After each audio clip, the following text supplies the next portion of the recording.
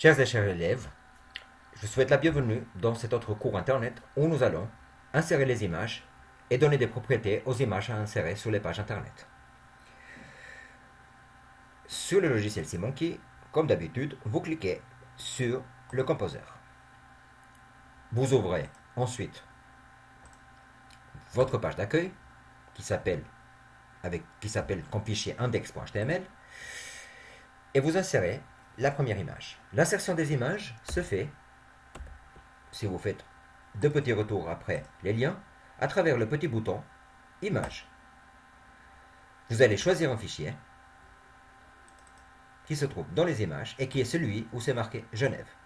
Vous avez bien remarqué, pour rappel, qu'aucun des fichiers avec les images ne contient pas d'accent ni d'espace. En effet, les espaces, par exemple pour l'image Palais des Nations, sont remplacés par des tirets. Donc je vais choisir pour le moment, pour revenir à notre problème d'insertion d'image, sélectionner le fichier qui s'appelle image. Et je vais faire OK. Là, il me donne un message d'alerte qui m'explique le texte de remplacement, c'est lequel. Je vais lui dire OK. Et je vais lui dire le texte de remplacement, comme c'est demandé dans les consignes, c'est l'image de Genève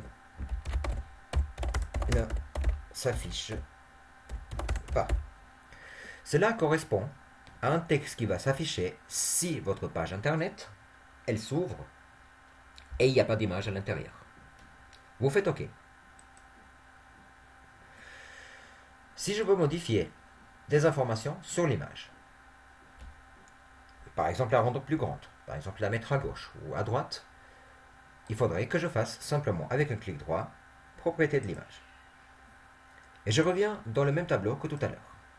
Ici, je vais pouvoir désigner la taille en pixels de mon image. Vous êtes bien sûr obligé de le mettre selon les consignes pour le test. Vous pouvez simplement taper, par exemple, si c'est marqué 800 pixels. Si c'est une autre valeur, c'est là où vous le changez. Il faut veiller à ce que le bouton conteindre soit activé. Cela permettra à ce que l'image ne soit pas déformée. Vous allez dans l'apparence et ici vous avez la possibilité de pouvoir mettre l'image à gauche, à droite, centrée, vers le bas et ainsi de suite. Ceci par rapport au texte qui va s'afficher à côté. Dans le dernier bouton, vous avez la possibilité de pouvoir choisir soit une adresse internet, soit un autre fichier sur lequel on va arriver si on clique sur l'image qu'on vient d'essayer. Il n'est pas demandé dans l'exercice de faire un lien sur l'image. Néanmoins, pour l'explication, je vais vous le montrer. Si vous tapez ici www ou alors plutôt toute l'adresse complète de votre site où vous voulez arriver et vous marquez ge.ch, cela nous permettra que quand on clique sur cette image, il va nous amener à ce site internet. Nous allons enregistrer cette image, ce fichier, et nous allons pouvoir le tester sur un navigateur internet.